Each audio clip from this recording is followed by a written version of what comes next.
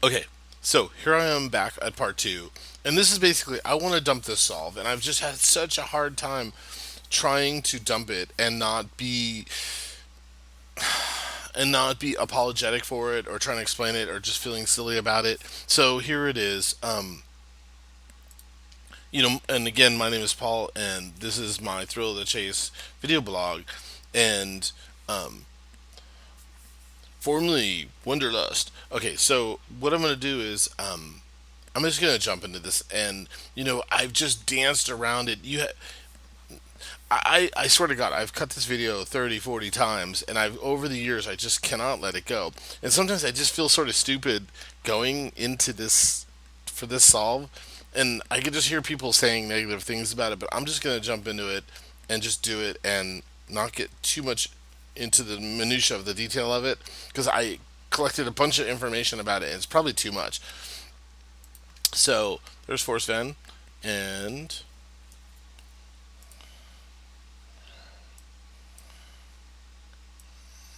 okay. So this was about it's definitely a rabbit hole. I'm definitely chasing rabbits, and this was a solve I had, and I actually went out boots on the ground and looked all over for this thing. So we're gonna go. I'm gonna jump right to it. We're gonna put her on the screen. So it's Molly Brown, and we've all heard of this before. And the other day I heard someone saying, "Who the hell is Molly Brown?" Well, for those of you who are not sure, Margaret Brown was the unsinkable Molly Brown. She was an American socialite and philanthropist. She was also a feminist, and she was actually a leader in the movement for women's right and the right to vote. And she also survived the sinking of the Titanic in 1912. And I think she's a stunning lady, and she's very good looking. And I tell you something, if she walked into a room dressed like she is in this picture today, I think she would turn heads, and I definitely would be attracted to her. So I think there was some other things I wanted to say. At age 13, she worked in a factory. I mean, originally she was born Margaret Tobin, and she was born to Irish immigrant parents who came to the United States in 1867 in Hannibal, Missouri. And at age 13, she worked in a factory. And several years later, as she grew older, she followed her brother to Leadville, Colorado, which was a booming silver and gold mining community. There was some gold strikes that hit it there, and she got a job working in a department store. And she was also active in the Irish Catholic community, and she also was after her experiences working in the factory at age 13, she talks about how and also when she went to Leadville, that she saw so many people come out there to Leadville and, just lose all their money and living in squalor. And so she worked at the church, and, providing food and services to people in the soup kitchen and charity efforts, which I think is admirable, considering that she came from lower middle class. I mean, she certainly wasn't wealthy. Um,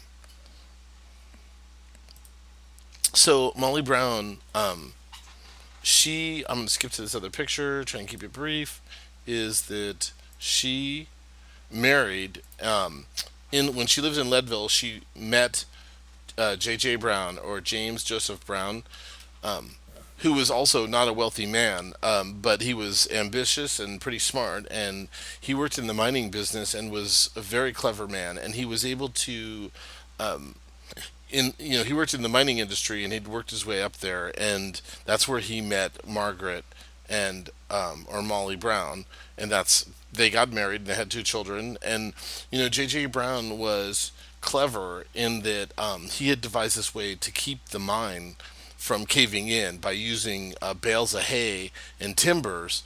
And so a lot of miners were afraid at the time to go into these mines and actually do the mining. But J.J. Brown's mining technique, was made the mine much more stable and safe. And so they were able to keep the miners there longer, and they were able to find a lot of high grade copper and gold. As a result, the mining company Ibex or Itex, you know, rewarded him with 12,500 or almost 13% share in the company. And at the end of the 19th century, the stock and the company's stock skyrocketed, and J.J. Brown and Molly Brown essentially were millionaires. The company was Ibex Company, and his techniques in the Little Johnny mine, resulted in he was able to ship 135 tons of gold ore per day, which is pretty astonishing from that time. And so, with the wealth that they acquired, J.J. Brown and Molly Brown had two children, and they bought or built or had made two homes, one in the South Denver area and the other one in the downtown Denver area on Pennsylvania Avenue in downtown Denver. By 1909, I believe it was, they had they got separated, and J.J. Brown was noted to be a hard drinking man's man, but Molly Brown was definitely a feminist, and she, had a lot of rhetoric around that in the household. And J.J. Brown was purported to be a womanizer, and he definitely was going off the ranch on their marriage. And so their marriage ended. Not in divorce and separation, but Molly Brown in the settlement received $700 a month, and she also was given the title to the house on 700 in Pennsylvania Avenue in downtown Denver. And $700 a month in 1909 is the equivalent today to about $30,000 a month, or almost $300,000 a year, in today's dollars, which is in every year over year. So what this did was this afforded Molly Brown, as you see in this picture, she's definitely cutting the rug there with this outfit, and she was able to pursue her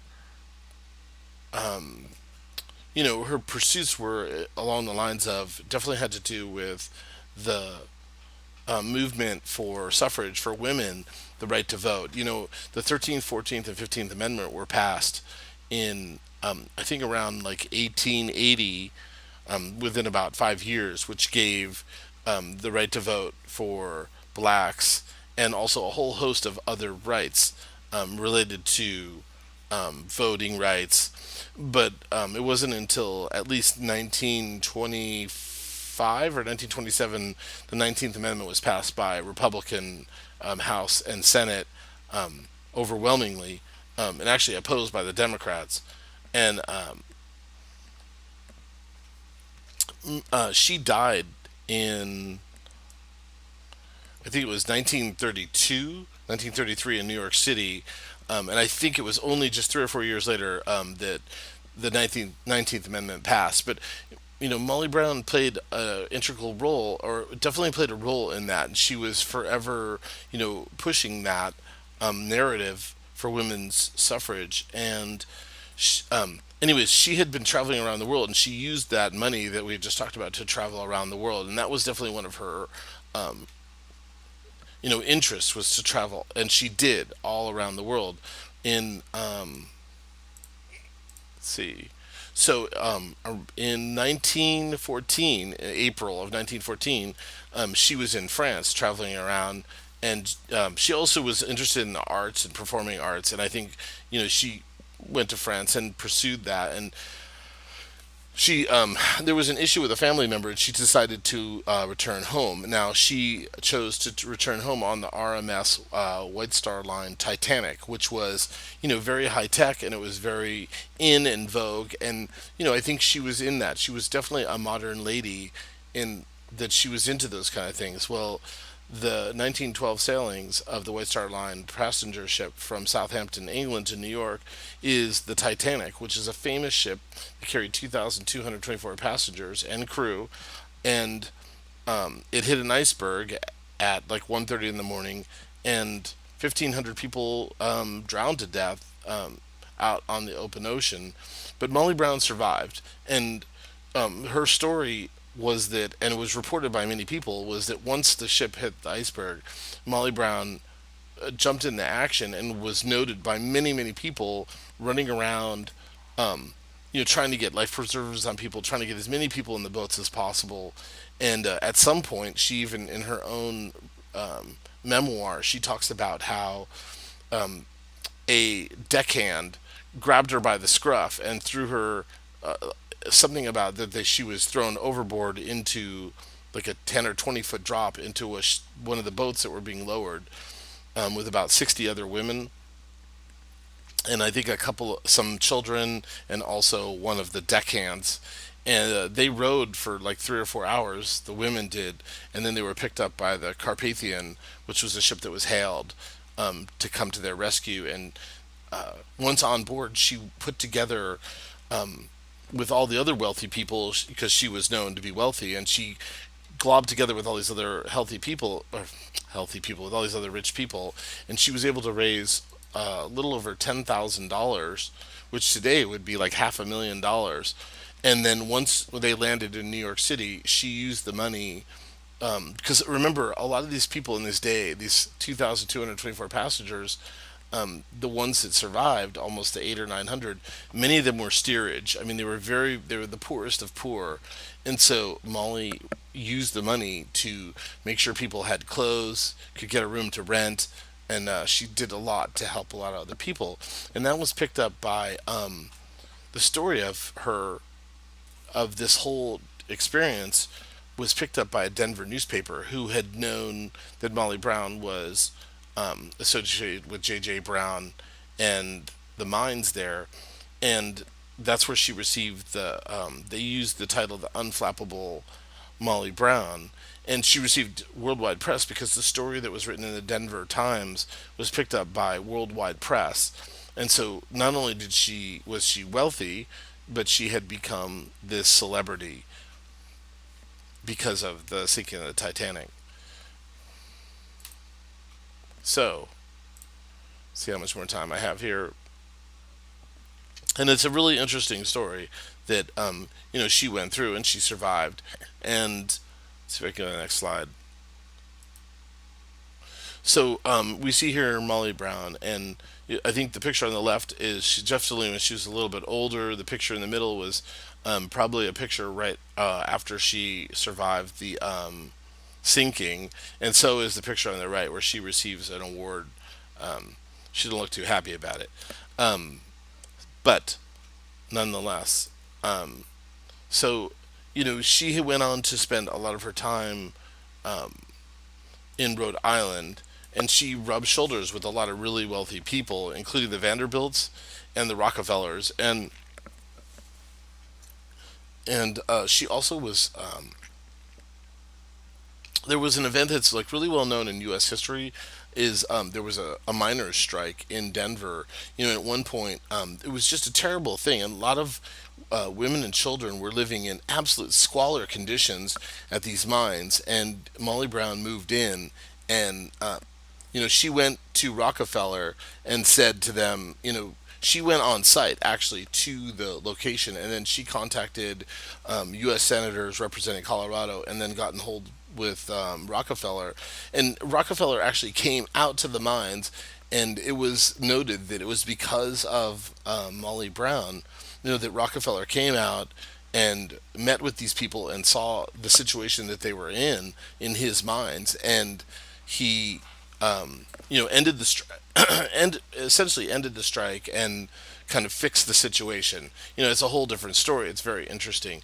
Molly Brown died in, I believe, 1932 in a hotel in New York City. So what the hell does this have to do with Forrest Fenn's The Thrill of the Chase?